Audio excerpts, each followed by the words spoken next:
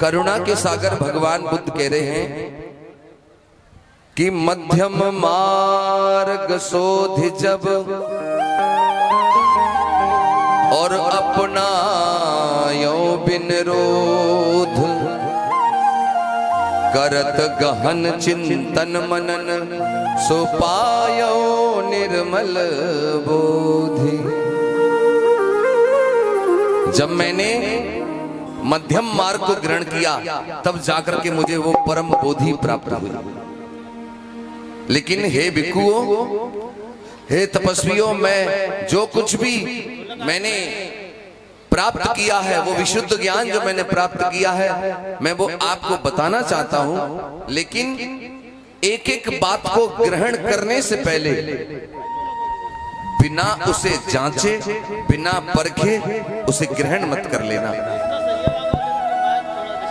जब तक उस बात का कोई प्रत्यक्ष प्रमाण न मिल जाए और वो बात सभी कालों में समान न हो, तब तक उसको स्वीकार मत करना। भगवान बुद्ध कहने लगे, जांचने के लिए, परखने के लिए, प्रत्यक्ष प्रमुख कारणों को जानने के लिए क्या करना है? आंखों से देख करके रंग रूप की पहचान करनी है, कानों से सुन करके स्वरों की परीक्षा करनी है, नाक से सूंघ करके सुगंध और दुर्गंध को जानना है, जीभ से चख करके रसों की पहचान करनी है और त्वचा से छू करके कठोर कोमल की पहचान करनी है।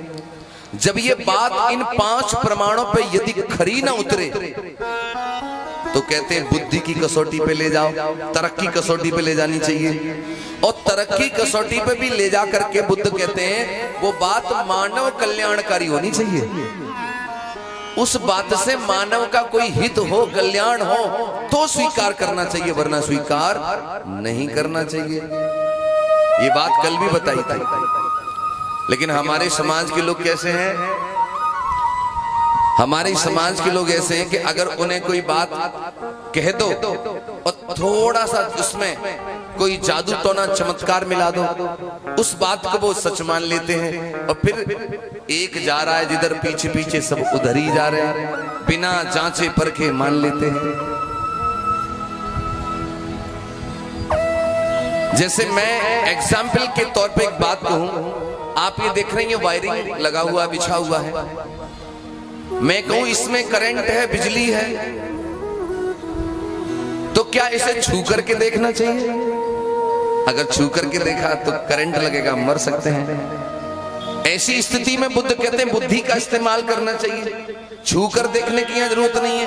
और भी यंत्र हैं, जैसे शस्त्र से चेक कर लो करंट है कि नहीं है। धम्म प्रेमियों, जो चीज इन विषयों से टकराती है, अगर उनके समझने से परे होती है तो फिर बुद्धि का प्रयोग करना चाहिए। भगवान तथागत बुद्ध एक बात और कह रहे हैं, बड़ी सुंदर बात उन्होंने कही है कि इस संसार में कुछ चतुर चालाक लोगों ने तमाम ऐसी मनगढ़ंत बातें लिख डाली हैं कि समाज गुमराह हो गया है।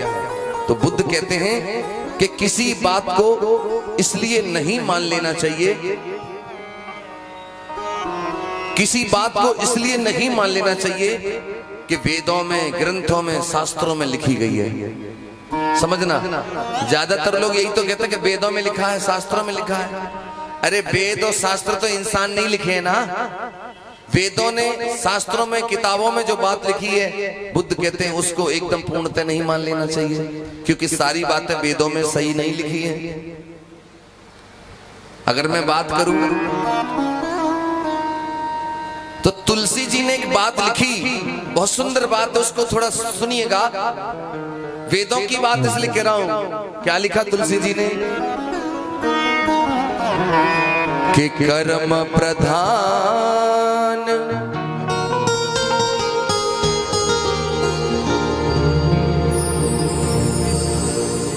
कर्म प्रधान विश्व रचि राखा, और जो जस करहे तस फल चाखा। तुलसी जी ने लिखा कि जो इंसान जैसा कर्म करता है वैसा ही फल भोगता है। ये बात बिल्कुल यथार्थ सत्य है। कर्म प्रधान विश्व रच राखा, जो जस करहि तस फल चाखा।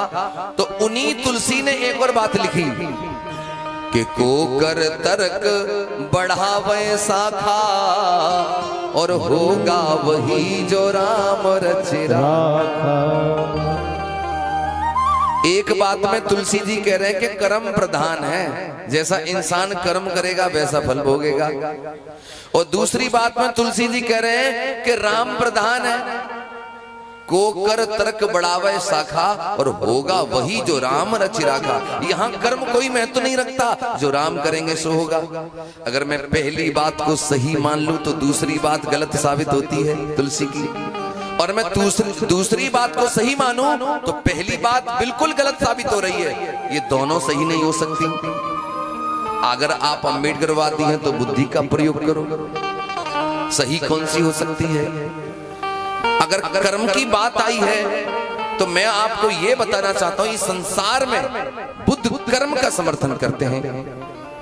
जैसा इंसान कर्म करता है वैसा ही उसका जीवन बनता है, सुखी या दुखी। बुद्ध की एक धम्मपद की गाथा मैं आपको पढ़ के सुना रहा हूं, बड़ी सुंदर गाथा है कि मनोपुपगम्मा धम्मा मनो सेठा मनोमया,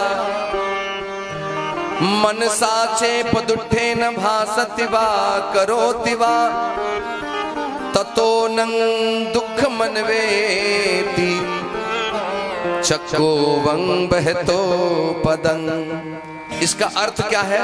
बुद्ध कहते हैं संसार में सभी कर्मों का पूर्वगामी मन होता है। इंसान मन में जैसा सोचता है फिर वैसा ही बोलता है, वैसा ही करता है। अगर इंसान मन में बुरा सोचता है तो बुरा बोलता है, और यदि बुरा करता है तो बुद्ध कहते हैं दुख उसके पीछे ऐसे लग जाता है जैसे बैलों के पीछे गाड़ी के पहिए लग जाते हैं। जिधर जिधर बैल जाएंगे पहिए पीछे पीछे जाएंगे। और बुद्ध दूसरी गाथा में कहते हैं कि मनोपुपगम्मा धम्मा मनो सेठा मनोमया, मन साचे पदुठे न भासति वा करोति वा, ततो नंग सुख मनवेति छाया वन पायनी। इसका अर्थ है कि इंसान जब मन में अच्छा सोचता है तो अच्छा बोलता है और अच्छा करता है। बुद्ध कहते हैं जब इंसान मन में अच्छा सोचता है, अच्छा बोलता है और अच्छा करता है तो सुख उसके जीवन में ऐसे लग जाता है जैसे उसके शरीर की छाया उसके साथ लग जाती है। जहां जाएगा छाया साथ साथ जाएगी। तो जो लोग संसार में अच्छा कर्म करते हैं वो दुनिया में, इंडिया में रहे या विदेश में, वो घर में रहे या बाहर, वो जिधर जाएंगे सुख उनके पीछे पीछे पीछे पीछे चलेगा। और जिस इंसान ने पाप कर्म किया है वो दुनिया में जहां जाएगा, जिधर जाएगा, दुख उसके पीछे पीछे चलेगा। बुद्ध कर्म की बात करते हैं। कर्म, हम कर्म क्या करते हैं।